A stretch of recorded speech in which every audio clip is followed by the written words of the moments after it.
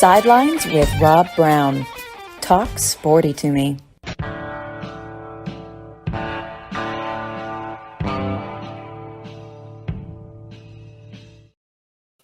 Hi, welcome to the Thursday edition, Sidelines, college football, basketball, baseball, recruiting roundtable. Got a great lineup today. Got to love it when you're starting batting the leadoff position. Mr. College Football, Tony Barnhart. Absolutely great stuff every time he's on here talking college football and the big picture, what's going on. All you need to do is ask, and you're going to learn a lot.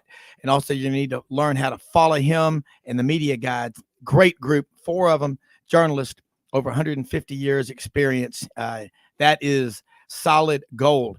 Second segment, joined by Gary Harris, Tide 100.9 WVUA TV, Channel 23 over in Tuscaloosa. I got new coordinators in Tuscaloosa. Kevin Steele is back in town. Personally, I think that's a very good hire. I've been around him some at Auburn. That is a good hire. Yeah. Oh, yeah. The West Virginia game. Wow, that was in 2011. Look what he's done. He's going to be successful. I mean, you're at Alabama. You're going to be successful with the players alone that you have. Top of hour number 2, Yancy Porter checks in from Oxford talking about Ole Miss, what's going on there with Lane Kiffin, the portal. You know what? Spring practice is just around the corner. And in the 4th segment, we'll talk with Wesley Britt, Coleman native, played at Alabama, played 5 years in the NFL. The Chargers, 4 years with the Patriots, and one of the nice guys in pro football, Bill Belichick. Easy man to work for, I'm sure. But we'll talk with him about the NFL, the Super Bowl coming up this weekend, Chiefs and Eagles, and Jalen Hurts, man. He can't throw. He can't do this. Well, he's got his team in the Super Bowl. Can't means won't. I don't use that word. But anyway, follow us on Twitter at Sidelines_live. We're here 6 days a week, Monday through Saturday, talk about college football and all the basketball, baseball, the sports. That's what we do. That's who we are. And Tony Barnhart, I'm going to start with you. How many times did that Bennett couldn't do it? How many people said there's no way that Jalen Hurts makes it in the NFL? I will never forget the way he handled himself at Alabama after Tua became the starting quarterback in that national championship game. He came back the next year. He didn't pout. He didn't become a cancer in the locker room. And I'm an Auburn man saying this, but he's one of my favorite players ever in college or pro football. Well, one of the great comeback stories you're ever going to see. Everybody knows what happened in 2017 when Tua came off the bench and rallied. And so that's one game that Jalen's national championship game, Jalen started. But the following year in the SEC championship game, Tua is clearly the starting quarterback. Yeah. He gets hurt. He was hurt going into the game. Jalen comes into the game and rallies the team to win the SEC championship. He scored the last 2 touchdowns. And, after that game, I was down on the field, and Nick Saban was telling people he was as proud of Jalen as any player he's ever had to come back from that. And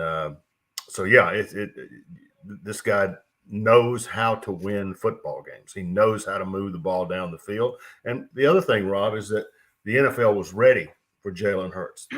For so long, how many times did we hear the NFL, well, we're not going to ever run the quarterback that much. We just don't do that in the NFL. Well, guess what? Look at who's in the Super Bowl, 2 mobile quarterbacks. Yeah. Well, and I like what you just said about being down there on the field. When Jalen Hurts in that SEC championship game went around right end and just banged into people, and he got the job done. Then he goes to Oklahoma and throws for about 4,500 yards in the Lincoln Riley system. Did that right there do more than anything? I think his character coming from Channelview, Texas, when Burton Burns and Lane Kiffin had to convince Nick Saban he could play quarterback. But that story just gets better the more ladders you climb. Yeah, no question. And the guy's a full-fledged NFL quarterback. There's no doubt. And it's clear if you watch them play, the players rally around him. The players always tell you who the quarterback is. Okay, it's not the coaches. It's not us media folks. Yeah, the players will tell you who the quarterback is. Yeah, it is. Thinking about quarterbacks, Stetson Bennett whatever happened in Dallas happened. He'll deal with that. What are you hearing about him? He's working out, getting ready for the NFL draft and all. Even if he's not drafted, I'm betting my money that Stetson Bennett is on an NFL roster opening Sunday in September. Well, particularly the NFL's talking about carrying a third quarterback, which is something they clearly need to do. The concern I have for Stetson, obviously, what he's done on the field is just incredible. I thought maybe a team would be willing to risk a second or third round draft choice on him because of the intangibles, because of the way he plays the game.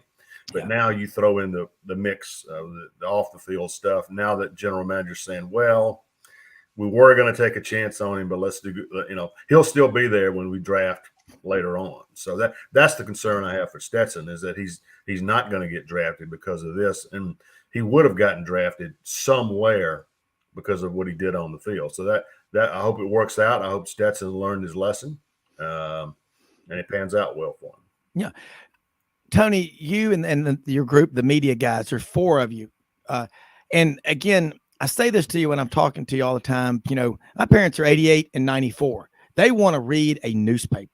And they'll get online. Dad, he looks at his iPad. He's watching the show right now, listening to everything you're saying, terrestrial radio, all this stuff. What are y'all talking about? Because one of the things we try to do on this show is bring on true grit journalists, people that really get it. And we have, the young journalists, I tell all of them to follow you and Buddy Martin. And I said, if you're in radio and on a play-by-play broadcasting, look what Lawrence Smith does. I mean, Lawrence, golly, he approaches every day like it's, his birthday. He's so excited. But what are y'all writing about right now? And what are your thoughts on college football? That's what we have you on here, is put the ball in your hands and get out of the way.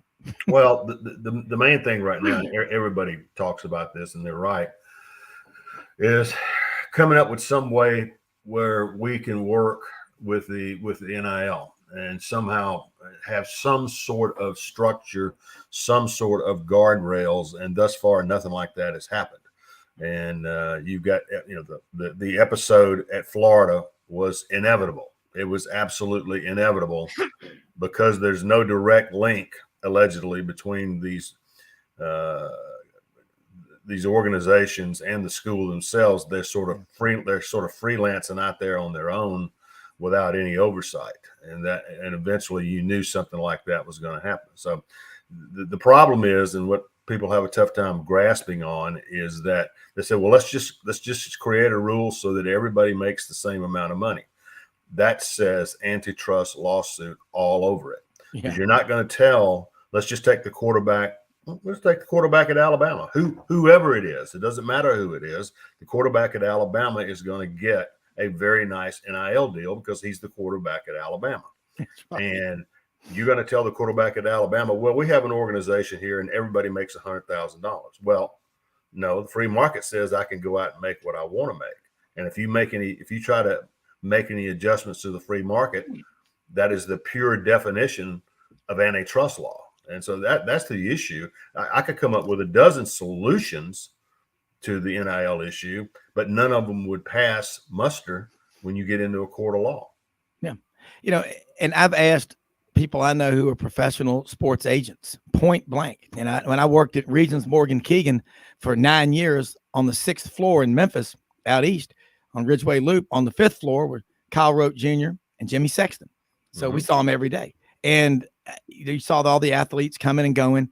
And one thing that you find out is they all will try, just like you would if one of your kids had a deal, big financial contract as an athlete, put that money aside and live like you're making, 45, 50,000 a year. But it's just not that easy, is it? No, it's not. Everybody's got there are no simple solutions to this. But I do think there's going to have to be a discussion about where I hate the idea of the federal government getting involved in this at all, but that is the only way you're going to get the antitrust exemption that they want, that the college football and that a college athlete, they want some protection from antitrust law. That's why they don't go marching in there and saying you can't do this and you can't do that, Yeah. well, then I'm taking you to court. And the courts have already told us where they stand on issues like this. Yeah. 9-0. So yeah. Yeah. Well, we talked with Jack Turner, one of our friends who's on the show a lot, who's an attorney, and you talk about the antitrust laws. They're not constitutional amendments. They were put in by William T. Sherman's brother a long time ago. They could be challenged, but they would have to be overturned by Congress.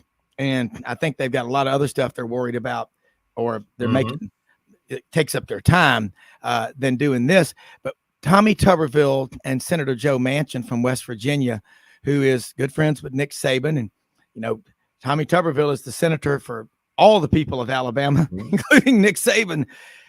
They're trying to do something. What do you think they're exactly trying to do? I really don't know what they're trying to do. I just know the kind of things that have to be done. Yeah. There has to be a system in place that if you restrict the marketplace in any way, you're not subject to getting sued. Okay. Yeah. Rob, this is all about staying out of court. Okay. Yeah. The legal system has basically looked at college athletics, because college athletics is saying our fundamentals are being changed forever by this. And the Congress says, yeah, that's true. It is, but that's your problem. That's not our problem to solve. Okay. It's college athletics. Figure out a way to do it and keep yourself out of court. And again, there are no simple solutions. Yeah. Well, and I like what you say. It's about staying out of court. And you've heard a lot of people make, they paint a picture of like Pontius Pilate coming out there in front of the people and just, I don't want to deal with this. Y'all deal with it. But the NCAA and athletic directors and university presidents across the country knew about this for decades, that it was coming. So here we are. Tony, I want to ask you this too. I tried to get Steve Shaw on the phone this week, coordinator of NCAA officials, but he's traveling. We're going to try and do it next week, but he is really good about, you know, laying out what are we trying to do in college football. And I want to bring up targeting. Mm-hmm. You keep numbers. You're so good, and it seems like I just from my eyeball test, I saw fewer targeting calls this past season. Does that mean that the message is getting out to the coaches, the assistant coaches, all the way down to high school and middle school about hitting the right way, right. Not making football less physical, not making it soft, but hitting the right way? Yeah, that's exactly what's happening, and that's what was predicted to happen. The coaches would teach the players, here's what you can do, here's what you can't do. You sit them in a room, sit the players in a room, and you run one video targeting call after another. Guys, here's what they're going to call. There's two things involved. Here's what they're going to call, and understand that the officials have a mandate, not a request. The officials have a mandate to get these hits out of the game. The officials were told up front several years ago when they ratcheted up targeting, the officials were told, fellas, you guys, you like officiating, right? Do you want to keep your job? Well, you call this. If you don't call this, we're going to put somebody in there who will call this. The other part the officials learned was we're told, fellas, when in doubt, call targeting. And if it's not targeting, we'll clean it up on replay. But if you have any doubt at all, you will call it. So it's a natural evolution, Rob, that as coaches coach their players how to hit and all that, you will see. We knew we were going to see targeting stuff go down because there came a point. Well, I guess they're really serious about this. Okay, yeah. They really mean it this time, and so I think that's why you've seen targeting issues go down. Yeah, last spring, Tony, Steve Shaw said in the 21 season, there was an average of one targeting call every 5.2 games. I can't wait to hear what those numbers are from this past season because it seemed a lot lower. Again, my dad, born in 1928, says you want to really teach people how to tackle right. Do like we did growing up, don't have a face mask. Yeah. I said, how many times you break your nose, Dad? He goes, hell, I don't know, 3 or 4 I think of. Just, the old bend it back like a banana. But I love to hear that we're getting results. And I like what you just said, that it isn't a choice. It when in doubt, call it. if it's not, we'll clean it up. But I did think that the games moved along more quickly this past season as well on all levels. Would you agree? Yeah, I agree, and I think there's still some more stuff coming down the pike. I think there's going to be a strong consideration for, when the ball, during regulation play, when you run the ball out of bounds, the clock stops. But as soon as you put the ball in play, ready to go, the clock resumes. There's some discussion about doing that with incomplete passes. And to me, that would cut down. The challenge, Rob, is going to be moving forward is limiting the number of plays and exposures the players have with the 12-team playoff on the horizon. Yes. And the two teams that play in the national championship game, I think will play 16 or 17 games. Yeah. There's going to be a strong movement. There is a strong movement going on to limit the number of plays in the game. Now, the coaches don't like that. You understand? Yeah. Oh, yeah. But it also will speed the game along, so that you're going to see more and more of that.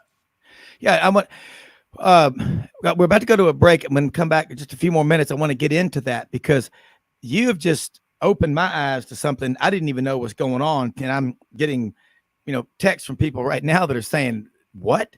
This is the big story potentially," and it's almost like you've pulled back the blanket, a sneak preview. Let's do this. Let's take a quick break. When I come back, we've got Tony Barnhart, Mr. College Football, the media guides. You need to check them out. Follow them. 4 journalists, 151 years of experience that are doing podcasts. They're putting out information. But if you like sports, you need to be reading from the best. And if you don't get a newspaper every day, go online, print it off, and be like the old days. But it's as good as it gets. Tony Barnhart with us. Rob Browne, Sidelines. Back after one quick commercial message.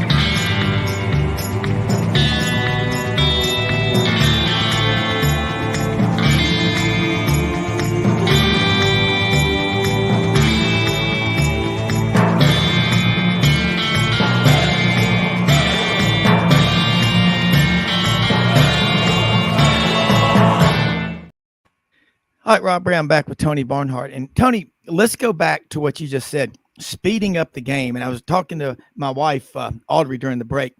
And I go back, I think the 2018 season was really painful. I was at that Auburn LSU game, September 15th of 2018. It was at least 183 degrees with the wind chill. Sat in section 31 at Jordan-Hare. Reminded me of those old spaghetti westerns when they would bury you up in the desert out west up to your head and take your eyebrows off and you would just burn to death. It was that bad. And I remember Tommy Tuberville saying the following week on my friend Bill Cameron's radio show in Auburn, like 2,600 people at that game had to be treated for heat issues and whatever. It looked like a triage, just laid out. But then to make it worse with 1 second left, LSU first-year quarterback Joe Burrow kicks a field goal, beats Auburn 22-21. But those games lasted like 3 hours and 44 minutes. And there was a rain delay like the next week or against Southern Miss. The game lasted over 6.5 hours. This is the biggest news I've heard about college football in the last month since the national championship. If you would expand on speeding up the clock and about incomplete passes, this is big. Well, this is something that I can't remember who I discussed it with, a possibility of because everybody loves the NFL because the NFL has very tight, the games move along very, very quickly. Yeah. And one of the things that's been proposed, I don't know that it's even made it into the legislative, has become legislation yet, but one of the things is, what could we do to speed up the game in college football? What could we do? Well, one thing, and please don't give me have fewer commercials. Okay, there's no point in us wasting time discussing that. But things that you can do, one of the ideas I heard somebody say, look, right now when the ball is thrown out of bounds incomplete and the clock stops, right now the ball is made ready for play and the clock does not start until the ball is snapped again. Yeah. Now that's not true for running plays. Running plays, the only time the clock will start running after the ball is made ready for play, in the last 2 minutes, yes, you'll get a stop. Okay. So the idea is just make routine incomplete passes like running plays out of bounds. And over the course of a game, that would add up to time. So that I don't know what's going to happen, but that's an idea I heard floated. That I think that is such a great idea. I hope they'll do it because it will really speed the game up. But you're right about the NFL. Very, very tight windows. Another thing, when you look, and I want to go back, and you know history really well. And tonight, Norman Jetmanson and David Cruz will be up in Memphis at 6:30 p.m. at Hyde Chapel at Memphis University School for a showing of Sewanee 1899 Unrivaled. And I'm looking forward to that. That's going to be a lot of fun. And you're featured prominently in the documentary, and it is a fantastic treatise on the history of college football and why we love the game so much. And you talked in there about 1906.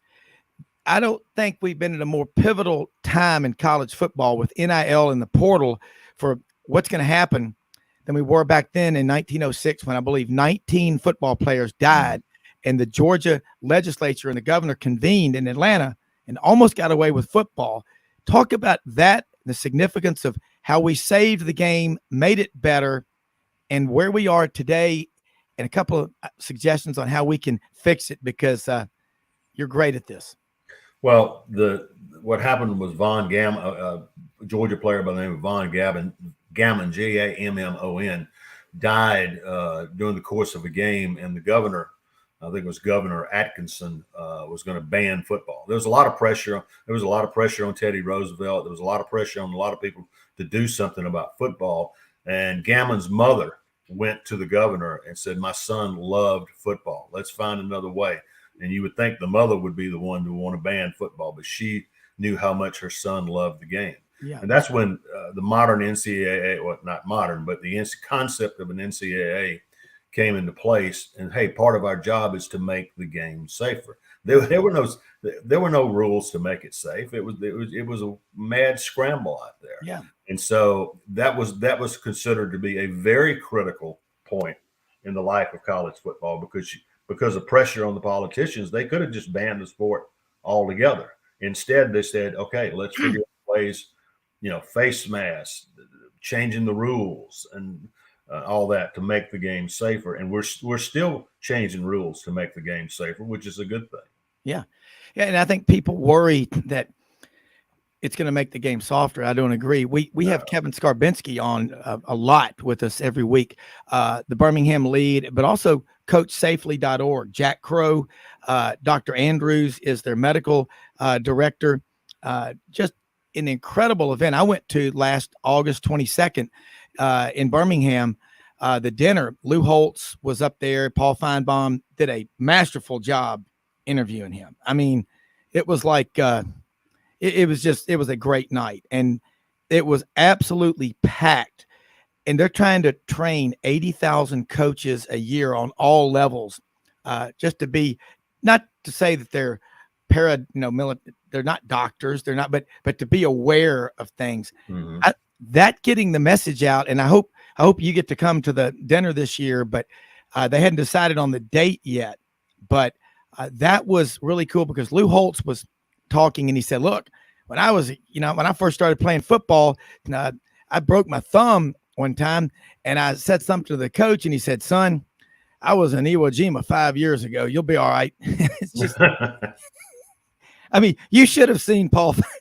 Paul Feinbaum is a lot like David Letterman. He can keep that poker face when he's interviewed. He did such a great job, as Kevin Skarbinski said. He didn't make it. I mean, because he's big. We all know that. He's from Memphis, my hometown, went to my school, Christian Brothers, graduated White Station. but the two of them together was as good as I've ever seen. It'd be like, you knew Louis Grizzard, didn't you? I did. I mean, people all over the country loved to read him, his stories. Lauren Smith, Larry Munson. That's what we love about college football. And just my opinion is all these great history, traditions, and heroes are going to get better. I think we're doing a great job of trying to save the game right now. And I love what you said about speeding the game up and all. This is big, but this CoachSafely.org organization is really getting out there ahead. Good. And go ahead. I'm just going to say that's what it's like the old saying that, success is not a destination, it's a journey. Same thing with safety. Every year you need to be looking at different ways. And they've changed so many rules from, obviously the chop block, but blocking downfield, below the waist, on crackback blocks, obviously the whole targeting thing was to protect the defenseless player and all that. It used to be you could kill the quarterback. Now you can't take the cheap shots on him like you used. Players coming over the middle, the old Jack Tatum forearm shiver over the top. That's a penalty and ejection right away. So the game has to change and the game has to evolve. Yeah, and it is. Tony Barnhart, I want to thank you as always for taking time out of your day to join us on Sidelines. It's always an honor, and man, we learned a lot. I can't wait to get Steve Shaw on to talk about that because both of y'all are putting out information that we need to know. Football never stops, and again, you're putting out great information every day. How can people follow you, keep up with you, and the media guides? Well, right now the media guides are taking a little bit of a well-deserved break after a long season. We don't do a whole lot of basketball, but getting ready for spring practice. I'm trying to finish up a book, and so we're staying. Let's just say, Rob, we're staying as busy as we want to be. How about that? Yeah. Oh yeah. But I'll just say this: every time that I know you're coming on this show, I get the feeling of like I'm standing in the tunnel at Sanford Stadium or Jordan-Hare, and I didn't play football, but I've stood in that tunnel before, like you're about to run out on the field. You bring that kind of excitement. But we look forward to having you on again soon and reading what you've got to say. But thanks again for your time. All right, Rob. All right. That is Tony Barnhart, folks. And while we love college football because we have great writers, and it's what we try to do on Sidelines, always have the guests that are telling the stories. Man, did he really open my eyes, and I think a lot of people's eyes, to what is being done to speed up the game of college football, because it is excruciating. It's painful. And my wife, Audrey, here would agree with me. These long reviews of 5, 7, 10 minutes, and you're sitting there burning up. Look, the 11 a.m. game, I think, in the SEC, everybody has to do at least one 11 a.m., what I call the timeout game, okay? But as your season falls apart, if it does, you get the 11 a.m. slot. You become a regular on the 11 a.m. slot, okay? That's not where you want to be, but it's miserable.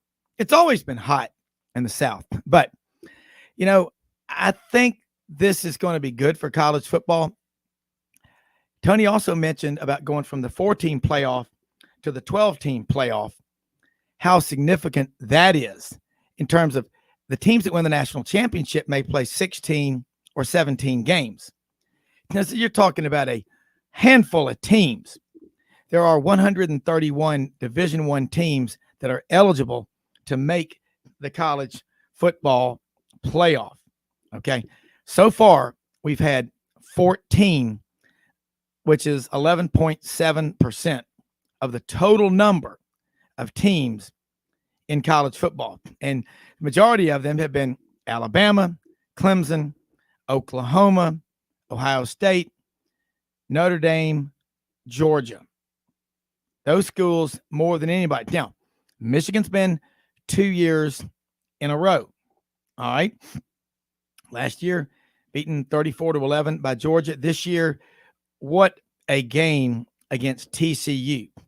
It's what put Max Dugan in the highlight reels for eternity. It's just a gritty, tough warrior, proud native son of, I believe, Davenport, Iowa, one of the Quad Cities, Moline, Bettendorf, Rock Island, and Davenport. Okay. What are the Quad Cities in Alabama? Muscle Shoals, Sheffield, Tuscumbia, and Florence. 4 great cities in Northwest Alabama. But I'll tell you what, I can't wait to get Steve Shaw in here, hopefully next week, who is the coordinator of NCAA officials. He's been doing this for a long time. And look, everybody has an opinion about the refs. Football, basketball, umpires in baseball. I understand. But the message, I believe, is getting through on all levels about this is what targeting is. They're going to call it on you if you hit like this. And I am convinced, other people may disagree, that if you have multiple targeting penalties called against you in your career, NFL teams are going to look at that as, if we invest a lot of money in this guy and he's getting targeting penalties, that's costly. That's a lack of discipline. The message, you look at players that have multiple targeting infractions, I believe 100% it negatively affects their draft status. And I would be very, if I were an NFL coach, GM, player personnel director, scout, whatever, I'd take notes on that. Just like in baseball, if you can't get hits with ducks on the pond, you only get home runs or triples when there's nobody on base. It's about RBI. It's about production. The targeting, hey, what's happening is the football players are bigger, they're faster, stronger, right? Now they're going back to how to hit better, right?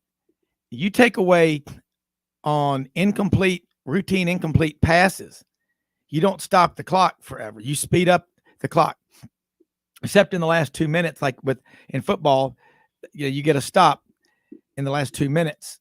If you get a first down, that's significant.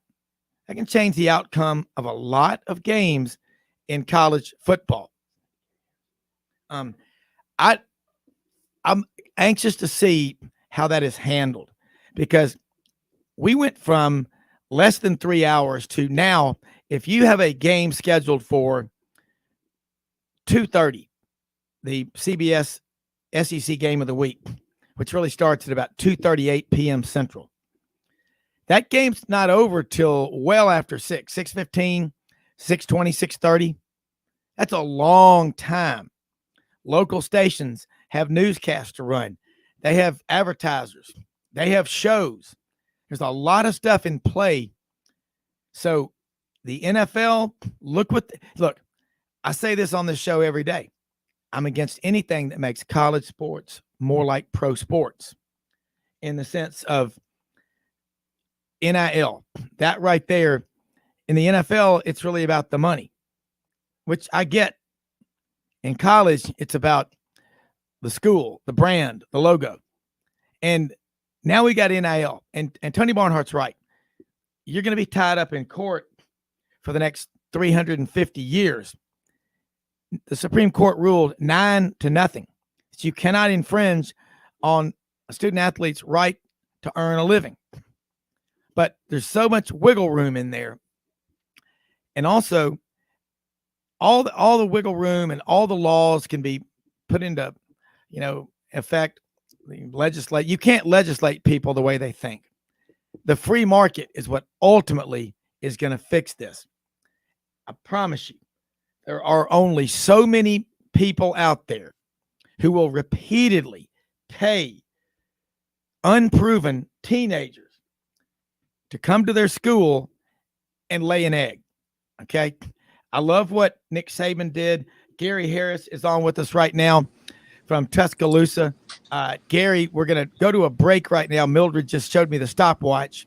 But when we come back, We just were talking with Tony Barnhart about ways that the college football games could be speeded up by stopping the clock on all the routine incomplete passes until I guess the last few minutes of the game. I don't know if you've heard about this, but I think this is some of the most significant news that I have heard, because the biggest complaint, and my wife is right here, is these games are lasting forever. And if we can do something to make the games more appealing, speed them up, I think that's going to keep people in the stands more. And that's a good thing. Let's take a break. We'll be right back.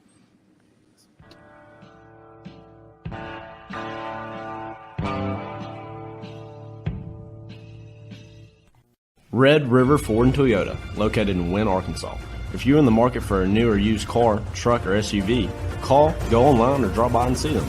Located 45 minutes from Memphis, go off the 4-city exit on I-40 and go north about 15 minutes on Highway 1. Easy to work with and still believe in customer service. If you live out of town, they will deliver your vehicle to you. RedRiverFordToyota.com. Just see what they can do. Strengthen your seed zone this spring with quality tillage equipment from House Industries. Located in Cherry Valley, Arkansas, House Industries specializes in manufacturing superior equipment that will minimize your downtime and keep you working in the field. To ensure the highest quality control, all design, fabrication, and testing takes place in a 99,000 square foot manufacturing facility located right here in the heart of the Delta. Locate your nearest House equipment dealer online at houseindustriesinc.com. House Industries, breaking ground. Sidelines with Rob Browne. Talk sporty to me.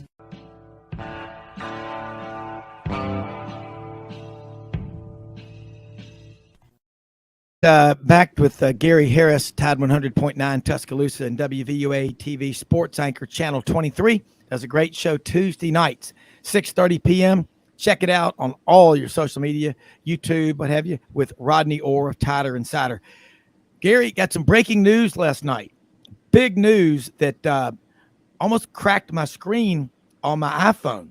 It came from Dr. Waller May of the May Veterinary Clinic in Tuscaloosa. And it also came from another thread over in Atlanta. Taco Casa is talking about franchising in 3 cities in Alabama. And I think Huntsville is on the list. If you have any pull there, will you tell them to please come to Memphis? Because I love Taco Casa. They're fresh. They're delicious. And when I was a pledge at Auburn, I used to have to go pick them up for people. Minimum 48 tacos at a time with fresh grated cheese. Well, this is big news, but we'll talk about the other stuff after you address this. Well, it's it'll make a lot of people happy. That's for sure. Because you're right.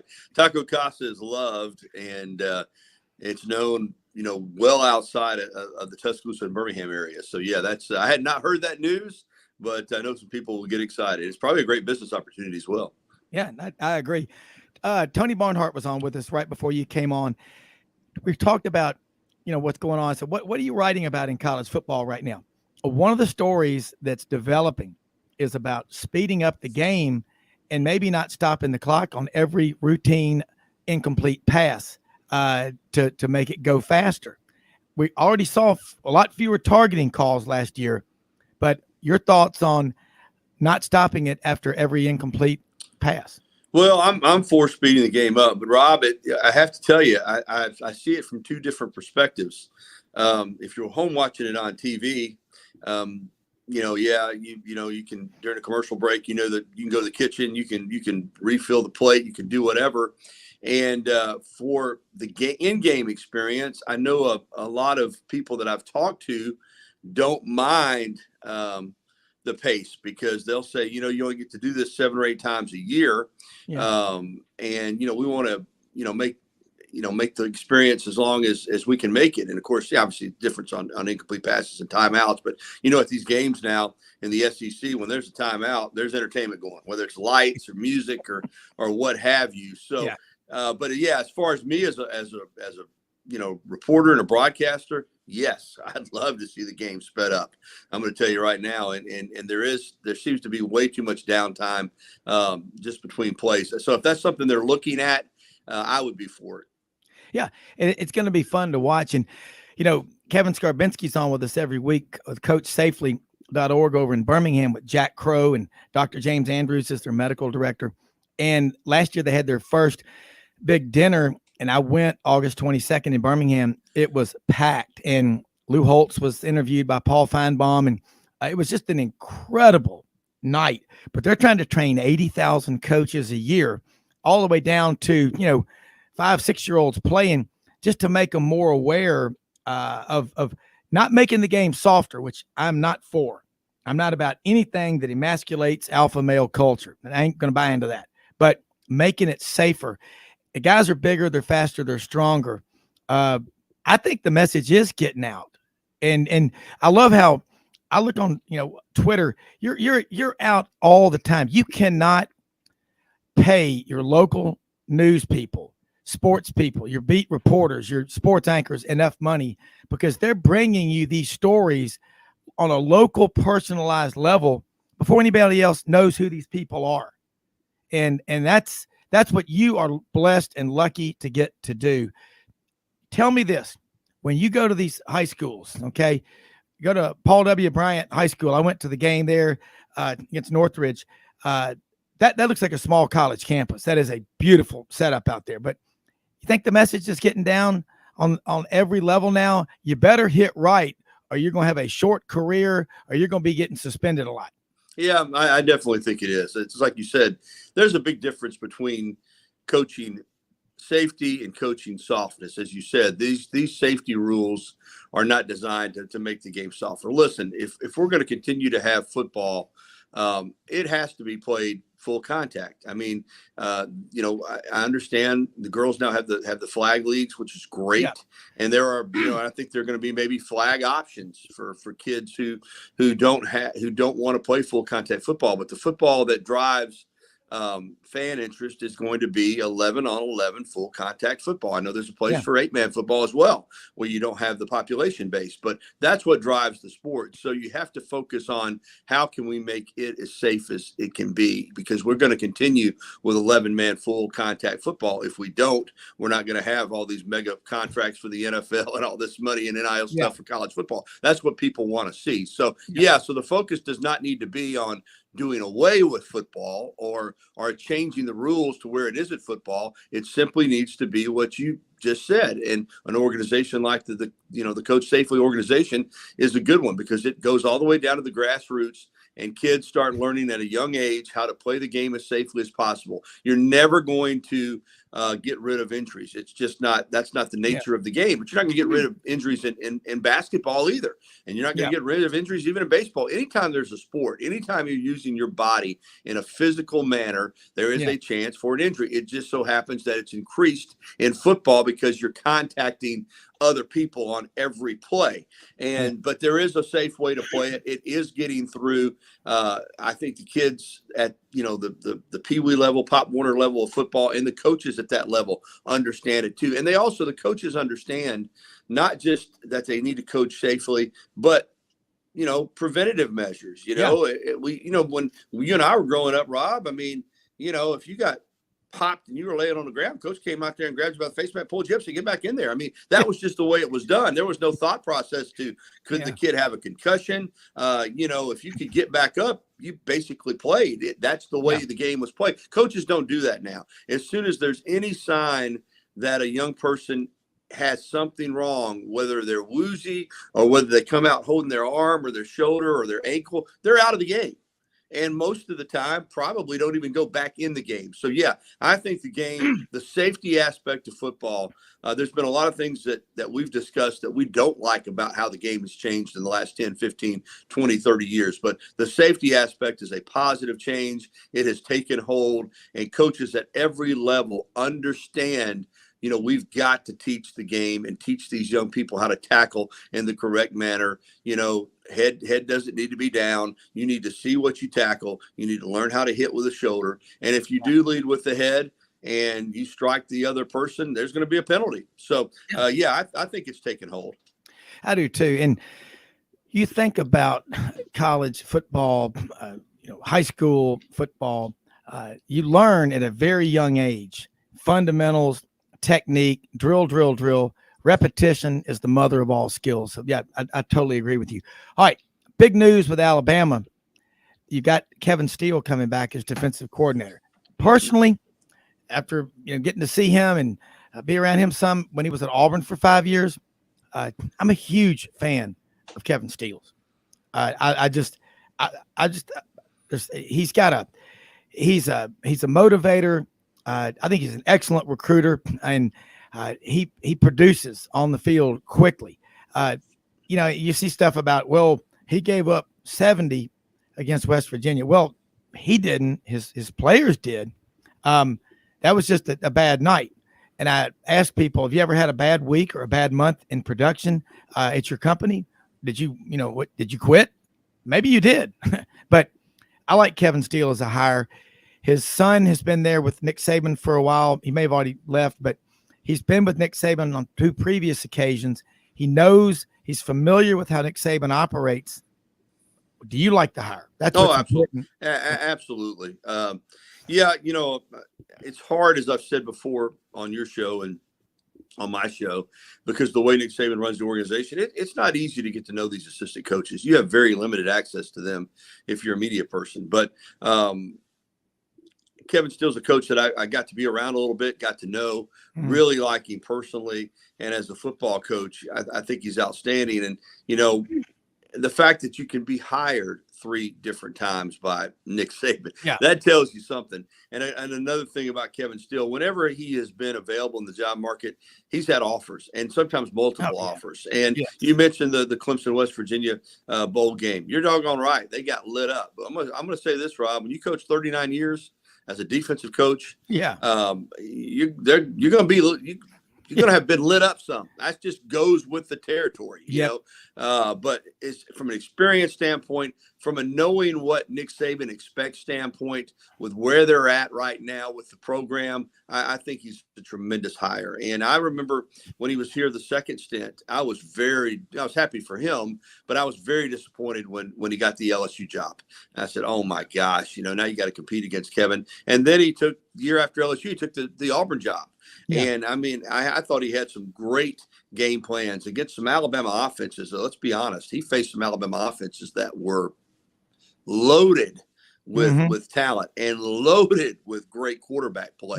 And his time at Auburn was 2-3 against Alabama. They won a couple of those games. So I'm on board. I think anybody that's in the coaching industry and outside the coaching industry, people that have followed football for a long time, understand the quality coach and person that Kevin Steele is.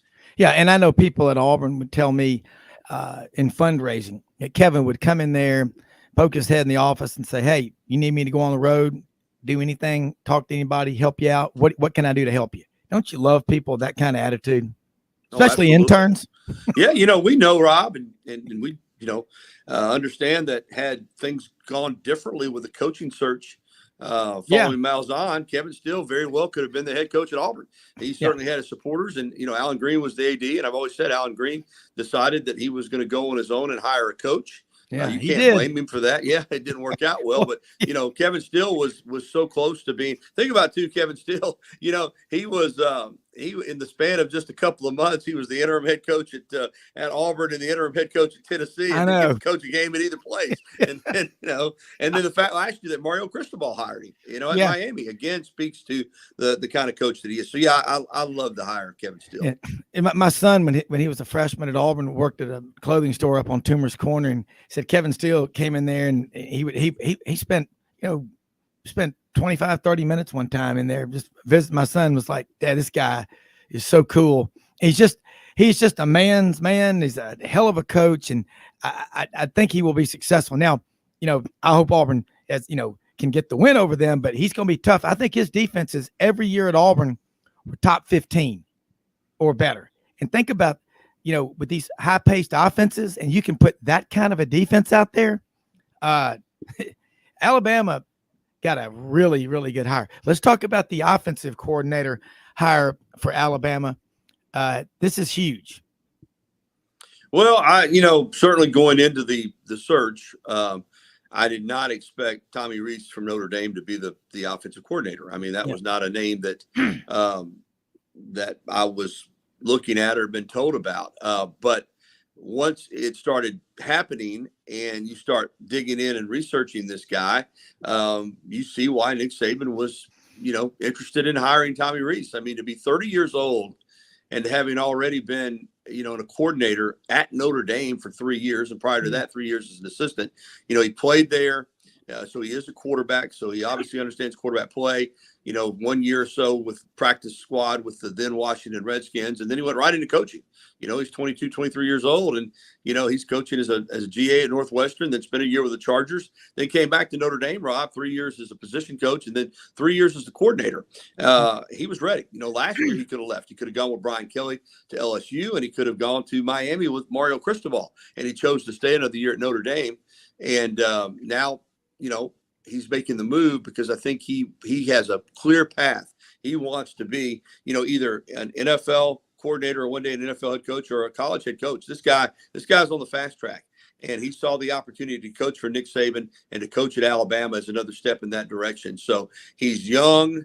He's ambitious, which is a good thing. Let's think about this. Alabama's going to have one of the youngest offensive coordinators in Power 5 in Tommy Rees, and one of the oldest defensive coordinators in Power 5 and Kevin Steele, who's set to turn 65 here very soon. So you're going to have a blend of experience and youthful exuberance. And I think when you look at the numbers at Notre Dame, they don't overwhelm you. You don't look at those Notre Dame offenses under Tommy Rees and say, my gosh, they were prolific. In fact, Alabama's offense is much more statistically superior the last 3 years than the Notre Dame offense. But then you start looking at personnel, and you start looking at what he was able to do this past year with quarterbacks in and out of the lineup, the toughness which they played with, and they were tough.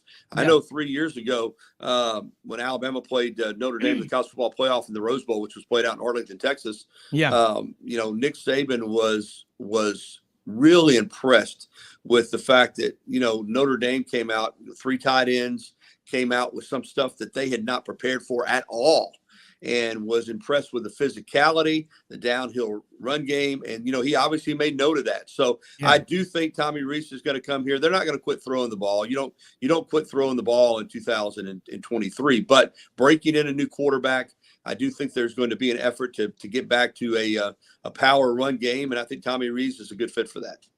Well, and you look at Joe Brady came to LSU in 2019 as passing game coordinator, working with Steve Ensminger. Was he 29, 30 years old? That worked out. Very young. Yeah. Oh yeah. Well, listen, like I said, it's for Rees, who only played 1 year, tried to play 1 year pro football. As I said, he's 30 years old, but he's already got, 8 years coaching experience. So, there's a lot of guys that play some ball past college and they're don't start their coaching career until they're 30 years old. So, they're 38, 40 with the same amount of experience. So, listen, it's like any other hire, Rob. You know this. If you're a fan of the school, even if you're disappointed initially, you're going to find positives. You're going to look for it because that's what you want to do. There's really no way to tell until, the season, and you get into the season and you start getting an example of how your offense and your defense is going to play. And I will say this for Tommy Rees or anybody that had taken this job, they're not going to be playing.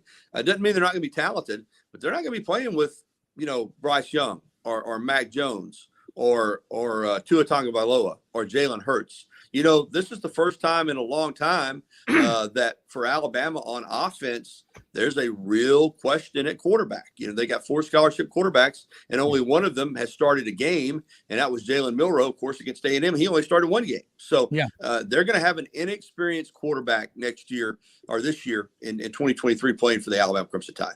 Yeah, Gary, I know you got to do your show. Let people know how they can follow you, and let's do it again next week. Thank you. Yeah, absolutely. You can follow me on Twitter at GaryHarris_WVUA.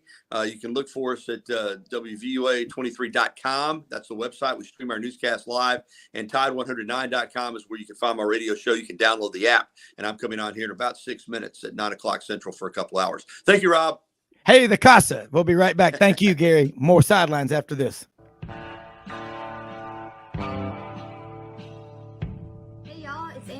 And Done, just coming to let you know about our new collection of boots. It's going to be our dress boots. They're the Horsepower collection, and they're genuine exotic leathers and really comfortable. Comes in all different sizes and patterns, so come check them out.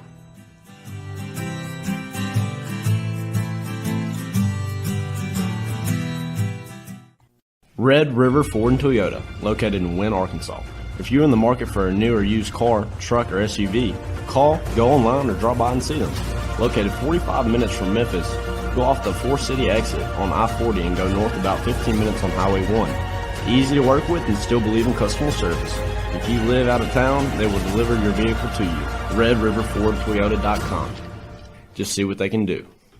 Strengthen your seed zone this spring with quality tillage equipment from House Industries. Located in Cherry Valley, Arkansas, House Industries specializes in manufacturing superior equipment that will minimize your downtime and keep you working in the field. To ensure the highest quality control, all design, fabrication, and testing takes place in a 99,000 square foot manufacturing facility located right here in the heart of the Delta. Locate your nearest House equipment dealer online at houseindustriesinc.com. House Industries, breaking ground. Sidelines with Rob Browne. Talk sporty to me.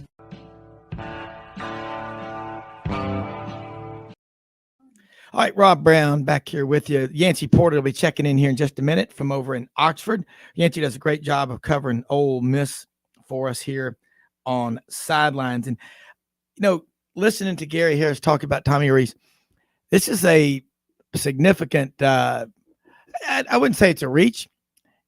Nick Saban, if he's, I think this is what happens when a coach is entrenched at a program for a long time. We're coming up on year number 17 for Nick Saban. 7, 8, 9, 10, 11, 12, 13, 14, 15, 16, 21. Yeah, it's been year number 17. And you can become so into your process that if you're not careful, this is any coach or any business executive. You can delegate too much authority to too many people down the line. It's all about you knowing your personnel. And he obviously studied this guy, watched what he did, and put the blinders on, said, I don't care if he's 25 or 45. He's the best candidate. That's how you hire. You don't hire people just to, check the box. You hire the best people, regardless of their age. I mean, this guy's been coaching already for 8 years. And you look at Kevin Steele. This guy is a hell of a coach. People talk about his record at Baylor in 96. They said the same thing about Gene Stallings when he came to Alabama in 1990. Look at his record at Texas A&M. Well, how would you like to have been the head football coach at an all-male military school during the Vietnam War? Yeah, have fun with that one. I remember that people laughed at Alabama for hiring Gene Stallings. Hootie Ingram in Alabama brought him in, and he started looking at, the intangibles on him. As people used to say, when you walked by Gene Stallings on the sidewalk, you knew you'd passed a hell of a man. And he still is. He's a really, really fine man. He won 70 games in 7 years back in the 11-game seasons and a national championship. And arguably was the head coach when Alabama, with Brother Oliver, the 92 Alabama defense may go down. It's that or the 79 led by E.J. Jr. at a Nashville Hunters Lane High School. That was, Jeremiah Castile, Tommy Wilcox. That was a great defense. So 79 or 92. But I'll tell you what, Kevin Steele, the third time to be on staff with Nick Saban. There's a reason why Nick Saban goes out and gets him. It's not because he couldn't get anybody else. Alabama can pretty much pick who they want. He trusts him. His son, Kevin's son, has been on staff at Alabama in some capacity for a few years. You hire people that you trust. That's how that stuff works. You start hiring people based on anything other than you trust them or you have absolute confidence in them, you're probably going to be in a lot of trouble. And you think about, and Dave Cody, my friend, a great fan of our show and out in Bellingham, Washington, just texted me. You're right. Gene Stallings did a lot and still does for the Alabama Sheriff's, Boys and Girls Ranches.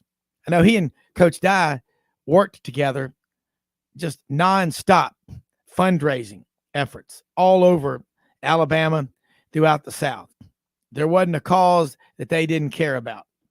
It says a lot about them. And, one thing, you look at another thing, Dave's right. Big supporter of George Lindsay's celebrity golf tournament and Phil Snow. So you think about this. Kevin Steele, I think it's an excellent hire. Alabama just had the #1 recruiting class. It may be Nick Saban's best recruiting class. Alabama and Georgia, Ohio State, they're recruiting just on a really high level. But watch Florida State. Keep your eyes on the Seminoles.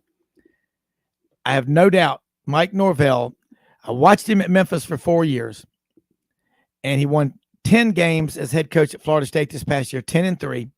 Spare me the narrative that the ACC is not that good. It's better than you think.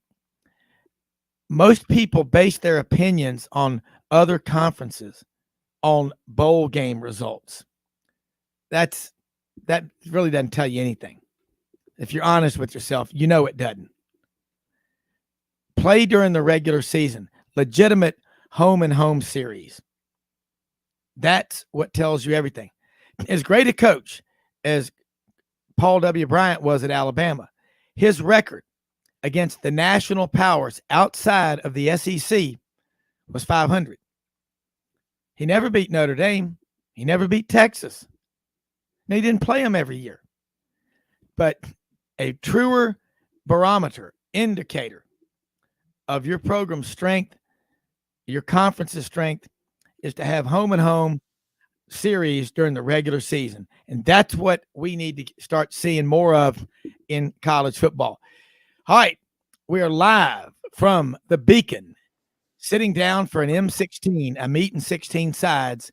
My man from Hattiesburg, Mississippi, Yancy Porter, Hotline, catch him Monday night, 6 p.m. How's everybody doing? Yeah, good. In Super Talk, Mississippi. We're doing great. We're having fun. We're just talking with about the hires at Alabama of Kevin Steele and Tommy Rees as offensive and defensive coordinator. But now we're going to switch over to Ole Miss. I want to know, when you talk about recruiting, it looks like Lane Kiffin's getting who he wants in Mississippi, the top 4 or 5 guys. I think he got 4 or 5 of them, if not all 5 of them. But he recruits the portal in, like nobody else. So kind of I framed this question for you is, are you happy with what Ole Miss has brought in so far? And I know you've got another portal window coming up May 5th. Well, the trend kind of continues, doesn't it? It's just kind of ho-hum high school and really good portal. They finished number 3 in the portal, finished number 25 in the high school recruiting, and number 20 overall. But let's look now. When you go to the Sugar Bowl, and you're coming off a 10-win regular season, signing 15 high school kids is disappointing. Any way that you cut it. I think Kiffin is not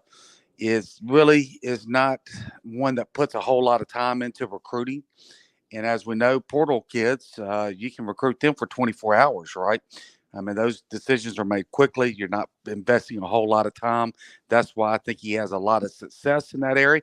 And also because of the portal, they're in there to try to get to the league. They're in there. They're very serious. It's not all about who was kissing your butt the most for the last 3 or 4 years like it is with high school kids. So it is definitely a trend that he has much more success with the portal class than he does with the high school classes. And I think it's just all because of the time and energy you have to spend to sign the big blue chips out of high school versus portals. Yeah. Hey, I want to say real quick, this second hour is brought to you by rumbleboxinggym.com/Midtown Memphis. The first of the 3 locations that owner Ann Camp Lee is bringing to Memphis will open at Union and McLean in Midtown. 25 weight benches with all the weights. In the middle, group training. And on the other side, 25 punching bags. This is a great group you're going to be working with. check them out on the website, rumbleboxinggym.com/Midtown Memphis. Join now. There are reduced membership prices for the founding members. Expected to open up late March, the first week or so of April. You're going to want to join this group for a great workout. Speaking of Rumbles, you go back and look at what happened to Ole Miss last year. There's two ways you can look at it.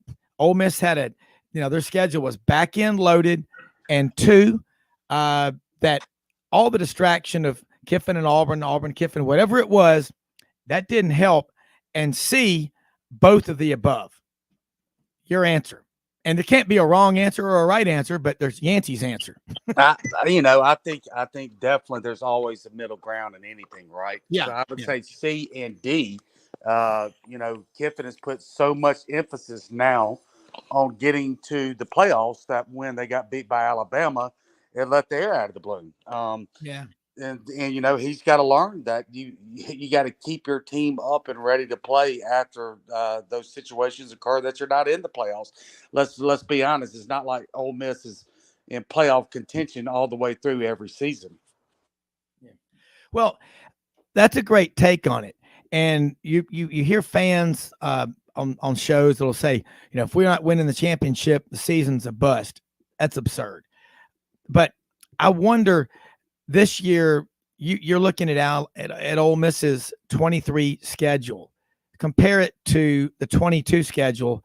Do you like it more, or is it a jump ball? Well, I mean, you're playing at 3 or 4 of the top 10 places at their home stadium. So yeah, and look, I do include Tulane in that, but Tulane is, they're going to return everybody that they have this year, including their quarterback. I believe they returned 17 starters, so they're expecting another big year. But you're playing at Georgia and at Alabama, at Auburn. Freeze is probably already practicing for that game right now as we speak. So it's going to be a very difficult schedule for Ole Miss, much harder than this past year. You like the quarterback situation at Ole Miss? Let's talk about that. Let's go 3 deep, because it's not unusual to have to play 3 guys, because this is a violent league. The game is violent. Yeah, I still think this is Dart's position to lose. But Sanders, look, he's all Big 12 selection the year before last, and then with Walker there, he's for the future. I'm hearing a lot of really good things about Walker right now out of the camp. A great leader, really, really good in the weight room, and throws a good pass. I think Spencer has some shoulder issues right now, so he's not been able to throw the ball. But they're not having surgery or anything like that. But he can miss a couple more weeks throwing the ball. But I think he'll be ready for spring drills as far as being 100%. You look at quarterback in the SEC, the term dual threat quarterback. How do you rate Ole Miss's quarterbacks for that? Because, you mentioned last year in the preseason, why did Lane Kiffin like Jackson Dart so much? Because he was more of a gunslinger that Lane Kiffin likes. You had Luke Altmaier there for a long time. It just didn't work out. But you've got to have the ability. Those windows in the SEC close quickly. And the closer you get inside the red zone, people like, why is it so hard? We can move the ball between the 20s, but we get inside the red zone, we slow down. Kind of explain that to people as you see it. Well, as you said, the windows tighten up when you get inside the red zone, and you don't. There's not space, right? It's all about space when you're moving the football, and once you get inside that 20, there's not a whole lot of space. So things change once you get inside the red zone, and it was kind of ironic because Ole Miss, was second, I believe, in the country behind Army in running the football. Yeah. So you would think that inside the 20 would have been their bread and butter, but it didn't work that way. But, things set up nicely because now you're going to allow Dart to even run the ball more without the fear of injury because you've got a very viable backup. So I think things are going to change a little bit. They've got the the portal tight end they got from Memphis, from what I hear, is a monster in the weight room. So that's going to give them the ability, to have that six blocker there. I really like the setup with the running game and just the offense in general. They really improved on the offensive side of the ball this year with that class. Let's talk about the running game. Ole Miss, that's impressive. Jake Thornton, offensive line coach, has gone on to Auburn. Talk about his replacement and what he might do similar, and if he might go in a different direction. Well, they picked up North Carolina State's offensive line coach, and he's, from what I hear in the camp, they really think he's a really good fit. And it also helps that you're returning 4 out of your 5 starting offensive linemen, and you got the 2 bookends there, the freshmen that were played offensive tackle there, so they got a year under their belt. You got to remember that too, as far as running the ball inside of the 20. When you're starting 2 freshmen as your offensive tackles. So their season now, I expect the running game to pick up even a little bit more next year, even without Zach Evans. I just think that the offensive line is going to be greatly improved. I think that, with Dart having the ability, more Lane can really play that RPO where Dart keeps the ball a little bit more than he did last year. I think all that, is going to spell a little more success for next year's team. Switching over to defense. Last year, Ole Miss had 12 plus defensive linemen that could play. They rotated them a lot. Let's talk about who all's back this year and maybe some sleepers that you expect to emerge in the spring that you're hearing good things about in the winter workouts, mat drills, and all that. Yeah, that's really where they're going to kind of lean on, is that defensive line. They returned out of that 12, they returned 10 of those defensive line. So really the line of scrimmage on both sides of the ball sets up nicely for Ole Miss. I think Xavion Harris and Tywone Malone are the 2 names that I really expect to start emerging next year. Xavion's a big 6'7", 330-pound nose guard. And Tyrone Malone, he was a 5-star recruit that came out, that he's also a baseball. So yes, not go through spring drills. The very first scrimmage that he returned from football to baseball, he hit 3 home runs that traveled over 1,300 feet. So, he's I really like where he lies in baseball too. And so, yeah, that is going to slow down development, but I think I really saw him coming on at the end of last year. And then Jamon Gordon, the guy that was more of a rotation guy for Ole Miss last year. This will be his 3rd year in the system. Those 3 right there on the defensive line, I think you're going to really see start emerging for Ole Miss next year. Tywone Malone's from up in New Jersey. Did he go to that powerhouse baseball school up there? Butch Thompson has a couple of players at Auburn from there, but this guy's a big-time baseball. Is he Frank Thomas good? We're going to talk about that. I want to find out more. I mean, how'd you like to be standing on the mound throwing to Frank Thomas? The guy's forearms as big as my thighs. We're going to talk about Tywone Malone, Ole Miss, with Yancy Porter right after this.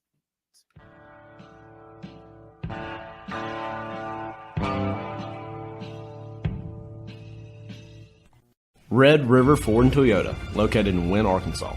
If you're in the market for a new or used car, truck, or SUV, call, go online, or drop by and see them. Located 45 minutes from Memphis, go off the 4-city exit on I-40 and go north about 15 minutes on Highway 1. Easy to work with and still believe in customer service. If you live out of town, they will deliver your vehicle to you. RedRiverFordToyota.com. Just see what they can do. Strengthen your seed zone this spring with quality tillage equipment from House Industries. Located in Cherry Valley, Arkansas, House Industries specializes in manufacturing superior equipment that will minimize your downtime and keep you working in the field. To ensure the highest quality control, all design, fabrication, and testing takes place in a 99,000 square foot manufacturing facility located right here in the heart of the Delta. Locate your nearest House equipment dealer online at houseindustriesinc.com. House Industries, breaking ground. Sidelines with Rob Browne. Talk sporty to me.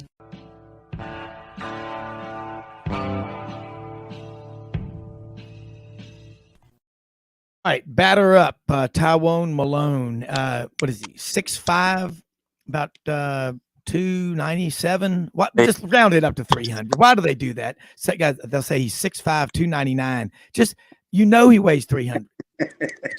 He probably weighs more than 300. It's kind of like me saying I weigh 180, right? Yes, there we go. 182 to be exact. Yeah. When I'm pushing, when on a good day I'm 200. So, I mean he's a special kid. I think he has a great future in both sports. It's really going to come down to what does he want to play. In baseball, he's got tremendous power, as you imagine, but he's got very soft hands defensively. A great defensive first baseman. Ole Miss, they had another portal kid in baseball that came in from Coleco, that came in from Northwestern, in the Big Ten, and a lot of big things are expected out of him. But I would not be surprised if Malone bumps him by the middle of the year. I think he hit another 2 home runs in the next 2 scrimmages. He's just pounding the baseball. I don't think they're going to be able to keep him in the dugout very long. But football wise, that's where everybody's really infatuated with him. Because let's admit it, everybody's more interested in football. That's the bread and butter for any university. But Malone is a kid that he's got great strength, great quickness. He's got an NFL pro set. So it's just going to be up to him. Now, if you ask Tyrone, behind the curtain and where nobody knew about it, he would say baseball is his first love. So I don't know where it's going to go with him. Well, you bring a kid like that, a dual sport athlete, he's going to be, he's already successful and he has all the tools. It's going to be fun. I think that's going to draw a lot of eyes to SEC baseball games. And Ole Miss, as you said last week, has over 3,000 people on the waiting list to buy season tickets there at Swayze Field. And the popularity of college baseball in a lot of places outdraws college basketball. Yeah, I mean, especially in the SEC, it's just absolutely exploding.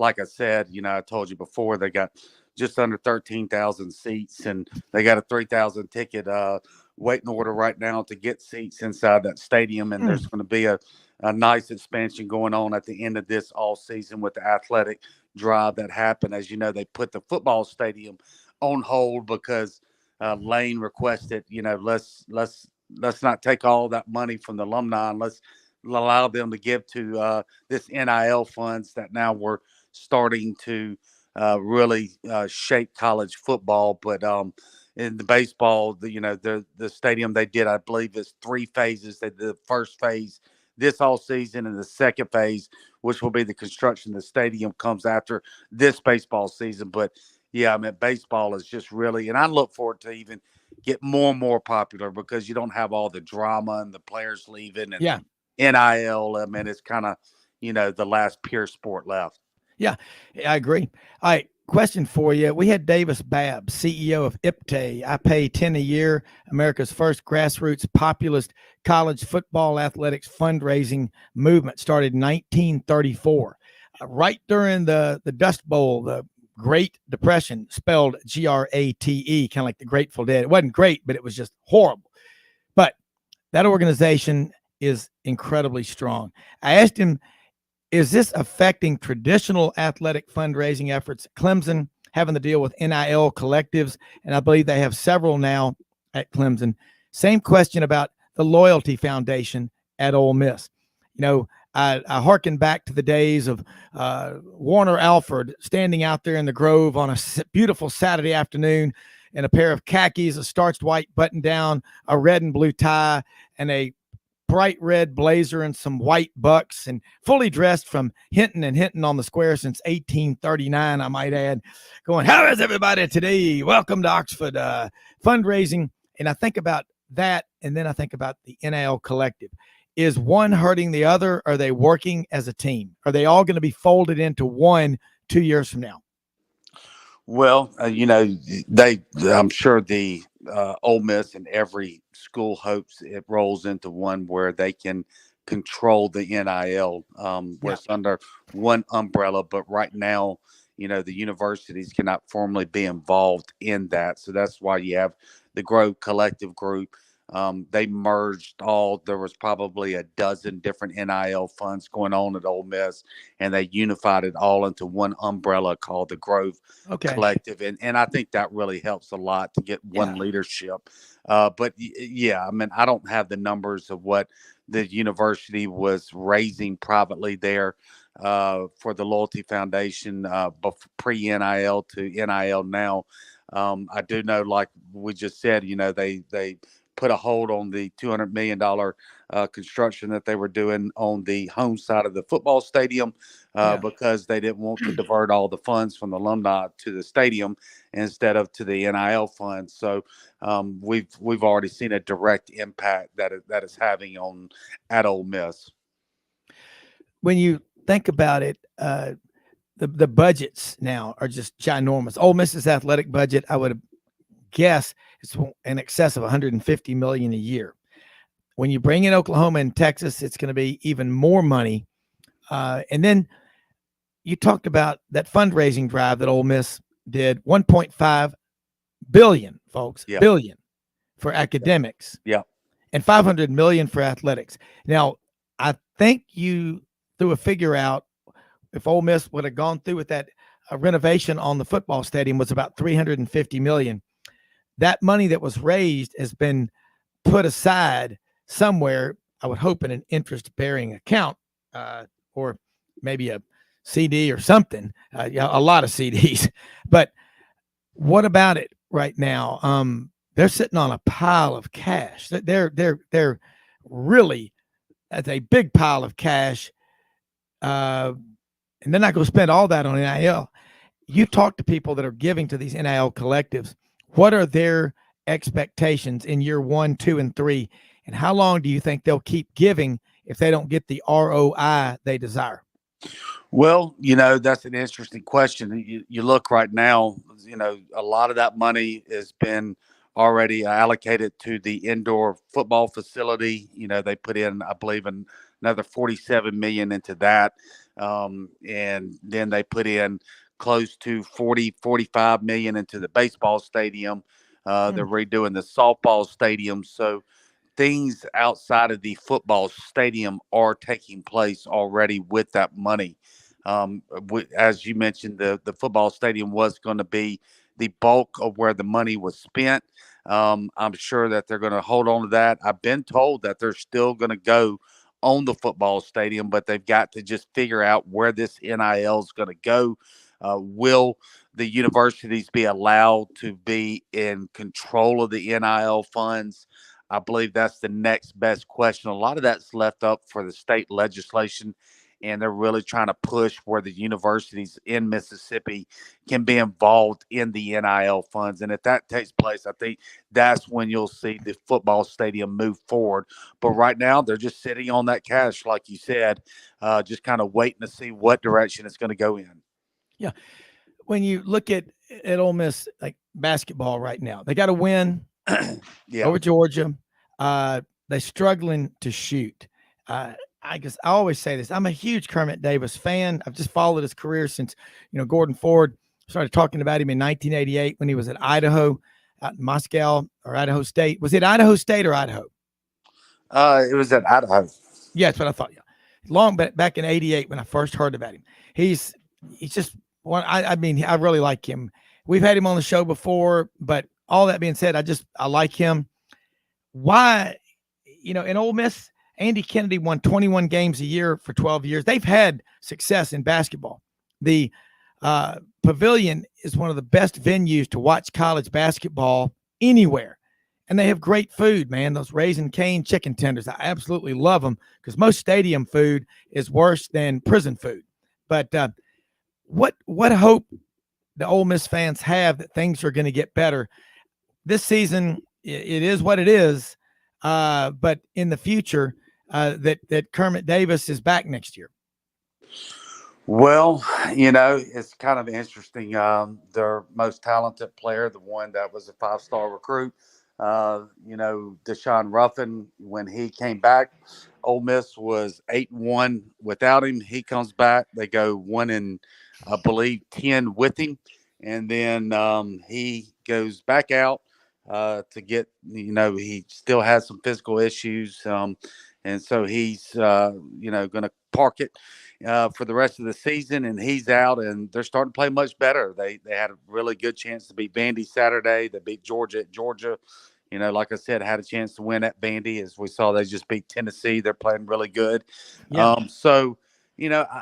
Sometimes you don't have enough balls on the court, right, for the players. And for whatever reason with this group this year, I just don't think it was a good fit with Ruffin on that club. Now, if Ruffin was healthy, talent just overcomes a lot. But when you got somebody 5'8" playing on one leg, it's really difficult when that player relies on speed and quickness, and that's taken away. So, in hindsight, he shouldn't have played this year when he was not 100% back, and that really disrupted the team. Now, there are more things going on than just one player there. I think the style of offense that Kermit was trying to play, that half court motion offense, it just didn't mesh up with this personnel. As you said, they're not a good enough shooting team to really play that style. Now, if you notice the last 3 games, Kermit's really kind of changed that offense. They're really pushing the ball up and down the court. I believe they're scoring 14.8 more points in the last 3 games since he's kind of changed the style of offense. So we'll see going forward. Nobody's pulling for him harder than I am. It's going to be a very difficult road, but we'll see. Doug Dean, the AU Dose in Birmingham, pointed this out on the show earlier in the week. The SEC ranks 32nd out of 32 conferences in 3-point shooting within conference play. The SEC ranks 28th out of 32 conferences in America in 2-point shooting. And I tell you what, I love watching the big guy, Joe Klein, when he's doing these SEC games. He's been doing more and more of them this season. And we had him on the show last year a few times. Of course, he played at Arkansas, but he really knows basketball. And you listen to him, you listen to Bill Walton, which, some people have a hard time. I like Bill Walton. I think he's fun to listen to. Yancy Porter, this great shooting guard from Yuma, Arizona, spends a lot of his time writing poetry. I went to the house to visit them, and he was playing Chopin, Beethoven, Mozart, reads a lot of Friedrich Nietzsche. But by the way, he just did a great 3-pointer there. I mean, you know how that is with Bill Walton, but what's happened to the mid-range jumper? You watch one game, it seems like you've watched them all this year. They throw the ball in, then they kick it back out. Everybody's trying to shoot the 3.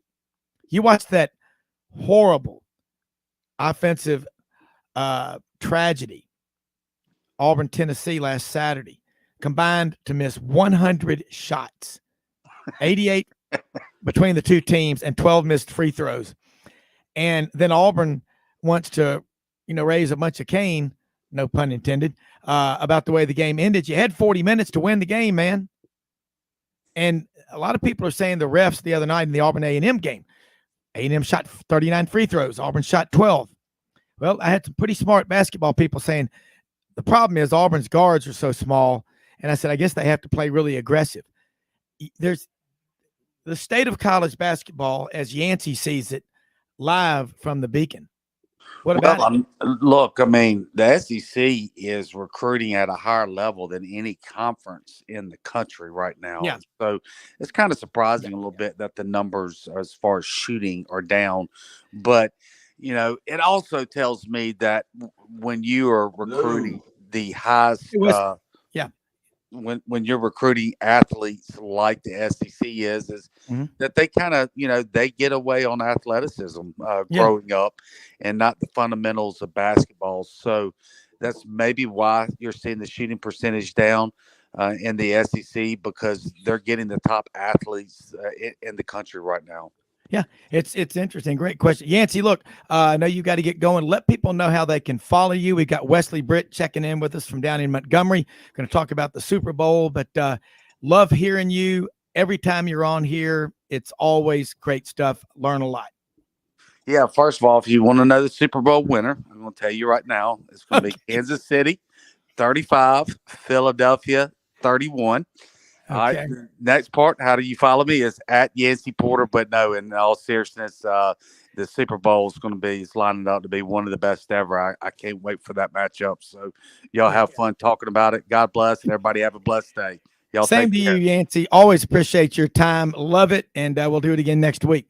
Wesley, Britt, man, I know you've got a lot of experience in the NFL. You played, of course, at Alabama. We're an all-conference offensive tackle.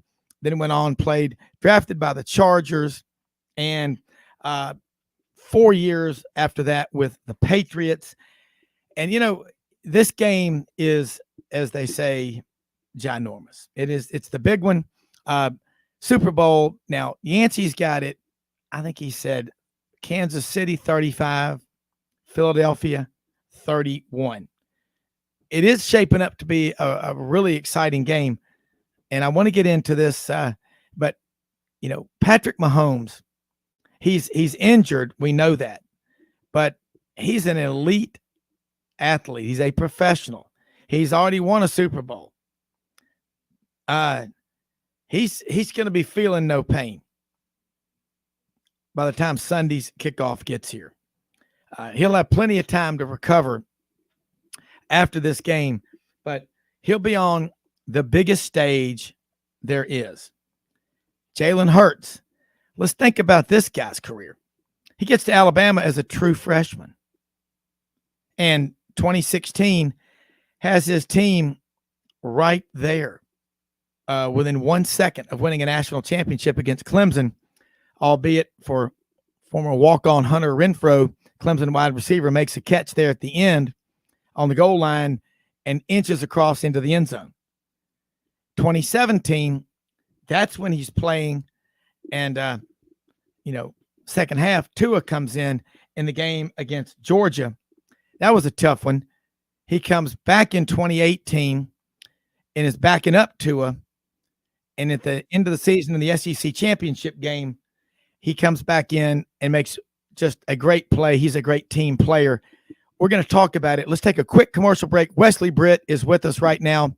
Who better to talk to than former Alabama All-SEC and 5 years in the NFL, Chargers and Patriots, Wesley Britt, right after this.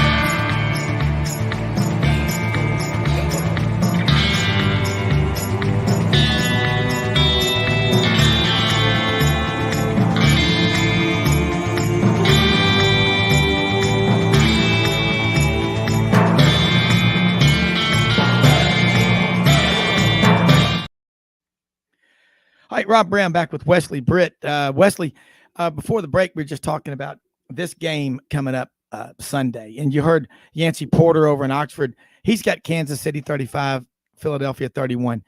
And not just because, you played at Alabama, but I'm a huge fan of Jalen Hurts because watch this guy, and I watched the way he handled himself when things didn't necessarily go his way. And from playing sports since you were a little kid, and getting to the highest level, 5 years in the NFL. Bottom line is sometimes things don't go your way. And you've got young kids. I've got 4 that are older. Hey, man, people can have a pout face and just make everybody around them miserable, or they can find excuses to fight through and find excuses to win. I'm picking Philadelphia straight up to win this game, because Jalen Hurts is going to will his team to the Super Bowl championship. You played in the NFL. You know all that goes on that level. Let's talk about the road to where and how they got here. And you may have your mute button on, Wesley. So take that off. And yeah, there we go. I'm with you. But I think you're dead on, Rob. Thank you for having me again. It's always a joy. Absolutely. I appreciate you. But I think you're dead on. Jalen is a winner. He's overcome adversity. We don't grow but through adversity. It's one of the things, totally different conversation with our kids today. Is we try to keep them from adversity. But Jalen is just he's a winner. He's a winner. The way he handled being benched when Tua came in, he's always been a class act, got a degree from Alabama, and he finds a way to win championships. He's the guy you want in your locker room, on your team. And when you go through this is a long season. The college football season is long, but when college season ends, you're about halfway through an NFL season. And Jalen is consistent and steady. It's not a lot of ups and downs. He finds a way to win. He's got a great supporting cast around him to do that. I think it's going to be a great game. And as we know, the best team on paper, I'm a product. I've been there. The best team on paper doesn't always win. We were 18-0 in Super Bowl 42 when I was with the New England Patriots, and we had already beaten the Giants in regular season, and we were 2 touchdown favorites. And the Giants came in and found a way and did what it take to win that football game and beat us with a helmet catch. But they won the football game. I think it's going to be tight. I think it's going to be close, and it's going to be a battle. But at the end of the day, I think the Eagles are going to Jalen Hurts is going to lead the Eagles to victory, and I think it's going to be 35-32 Eagles. Yeah, and you remember that 2007 Super Bowl, and you've played in the Super Bowl. Let's talk about this. And I'm with you, Kevin Skarbinski, who's a regular on Sidelines, the Birmingham lead, longtime sports writer, Birmingham News, and CoachSafely.org now. That's a great organization about making football safer and smarter, not less physical, but safer. But he made a great point about don't be a snowplow parent.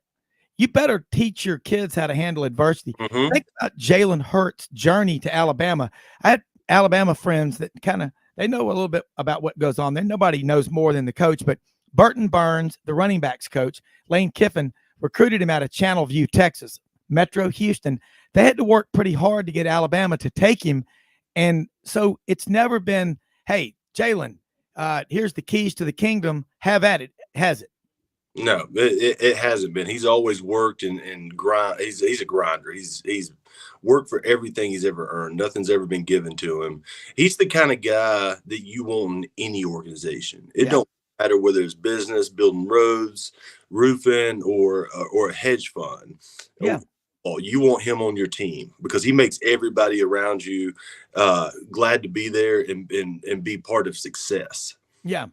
Well, and that's what's so much fun to watch. And you played for the Chargers your first year and the next 4 years with the New England Patriots. And so Bill Belichick, before that Super Bowl against the Giants, and that game, that's one that I will never forget. I've watched every Super Bowl since I can remember. And that one really sticks out. You talked about here the Patriots are at 18-0. I would argue with anybody that would think, though, that Bill Belichick and your team, when you all hit the field, were overconfident. You were ready for everything they threw at you. It's just that Eli Manning, Plexico Burress, it was just an incredible game. But it's the most important 6 inches on that football field are between your ears, aren't they? That's right, because it's hard when you believe you're a winner and you have that 2-week rest. Because in the season, you have that 1 week. But you're back to back to back. When you go 2 weeks and you get all that noise, you get all the pomp and circumstance of the Super Bowl. Now, the Super Bowl, too, is a 2-week party. I mean, everybody down there, the media is on the field. You have media day, media from all over the world. Jay Leno's there asking questions, so you have to find a way to be focused, and you're not in your environment. And just like this Super Bowl, they're in Arizona. And let me tell you something. This time of year, Arizona is a lot different than Philadelphia, and is a lot different than New England, a lot different than and Kansas City. Right. Yeah. So you get down there, and you got to find a way to get back in that, keep that routine. Yeah. And when then think about you're on the sidelines, that you run out on the field, the national anthem, a flyover, with the the fighter jets. I mean, golly, your emotions, you can be spent before kickoff if you're not careful, can't you? And then, you have that, and then you also the halftime. You come back at halftime. Most halftimes in NFL are 12 minutes, and now they're an hour. And you're watching. And for us, it was watching Tom Petty play at halftime, which was just unbelievable.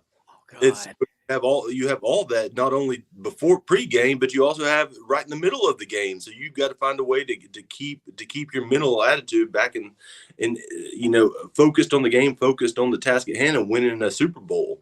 And it's easier said than done. If anybody should be prepared for that, that would have been the New England Patriots in the middle of their 5-6 championships. Yeah, and you think about it. Had you all won that Super Bowl, it's the first time since 1972 when the Dolphins did it. Mm-hmm. And it's only happened one time. And as you climb the ladder toward the top, every step gets more difficult because as the Patriots, you are, and you played at Alabama, you are everybody's game of the year, maybe the biggest game ever on campus. Right. That's right. And everybody's going to give you their best. Everybody sees Alabama. Every team that plays Alabama sees them as a rival. Alabama doesn't. Everybody who plays New England Patriots sees New England as the biggest rival. New England does. You just have to find a way to come out and play at the highest level you possibly can every single snap. Yeah. Let's make a case for the Chiefs. That was definitely hard for me too. Of course, being the first team since '72 to go undefeated, but it also cost me a nice ring and $100,000. So, wow! I won't forget. See, you personalize it, right?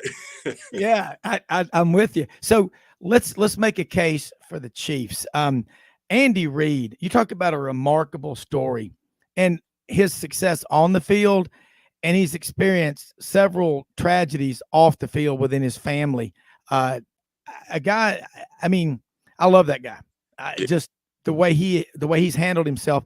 And when Pat Dye passed away June 1st of 2020, Pat Jr. was on the show a few weeks ago, and he said, I got thousands of calls, letters, text, emails, and I'm going to return and thank every one of them for their, kindness. He said, but one I'll never forget was from Andy Reid talking about having met his dad the one year he was at Wyoming, and he always kept up with him since then. And Andy Reid, again, talk about perseverance and toughness, and a guy that if you were going to get in a fight, and the guy who's willing to die is always the guy that's going to win the fight, isn't he? Yeah, that's right. That's right. Because they'll go to the end. But he's the kind of guy you want in your corner. He is old school, cares about his players, and just gets out there and grinds every day. And it's amazing that he has been able to get teams to play at that high level, even this new environment with this new standard of what an athlete does and how they act and how they conduct themselves. Because it's a different world, but he's adapted to it. Yeah, and you look at the NFL. I mean, there's going to be players that throw fits and tantrums. We know about that, Antonio Brown, whatever. But I think the league is healthy right now. And you look at Philadelphia and what Jalen Hurts is accomplishing up there, that's a lot of fun. But you know what they do that, again, he throw out the narrative as I think Tony Barnhart, Mr. College Football, was on in the first segment today. He said, the NFL was ready for Jalen Hurts when he came to the league. Maybe 10 years ago, 15 years ago, maybe they wouldn't have been. But I'll always bet on the one who thinks he can. Okay. Yeah. And that's why, at the start of the Kentucky Derby, 16 horses up there, they got blinders on for a reason, because they don't need to worry about the guy on their left or the horse on their right. They need to be thinking about that 6 inches between those big horse ears. And you think about Philadelphia, the NFL, they're one of the best running teams, and they've got a quarterback who spends a little time in the weight room, and Alabama had to sort of pull him out of there. But you'll tell you one thing, if it's 4th and goal at the 2, Super Bowl's on the line, I don't want to try to tackle Jalen Hurts. I mean, I would if I was playing, but that's right. Good luck on that one, because he ain't stopping. He's not stopping. He's going to give it every ounce of him. And I bet he does it on every play for this game. This game's going to mean more. And he's going to from back to our first opening statements between the two of us, he's going to find a way to win, do what it takes. He's going to put his body on the line for his teammates. And you have guys like he's fighting for, other Alabama guys like Landon Dickerson up front that's going to do the same thing. Yeah. He's a guy that's shown time and time again that there's nobody more gritty out there that's going to claw for every inch. Offensive line mentality. You played offensive tackle, college, and in the NFL. That group right there, throw in the tight end. How powerful a weapon. We know what Gronkowski's done with the Patriots historically, but is there, outside of two great offensive lines, is there a tight end on either team that you think is going to surprise people and be potential? Think about the 1984 Super Bowl, Raiders and Redskins, the MVP of the game, Jack Squirick. Is there somebody nobody's talking about you think is going to have a big game potentially Sunday, the way this game could play out? There will be somebody to show up like Tyree did making the helmet catch. Yeah. But the tight ends are, I think on you look at great teams, the tight end seems to be the difference maker, the thing that puts teams over the top because they block, they tackle, DBs can't cover a big, they block, catch, run. Yeah. DBs can't cover the big guy right down the middle. Linebackers aren't fast enough for a good tight end. Kansas City's got one of the best.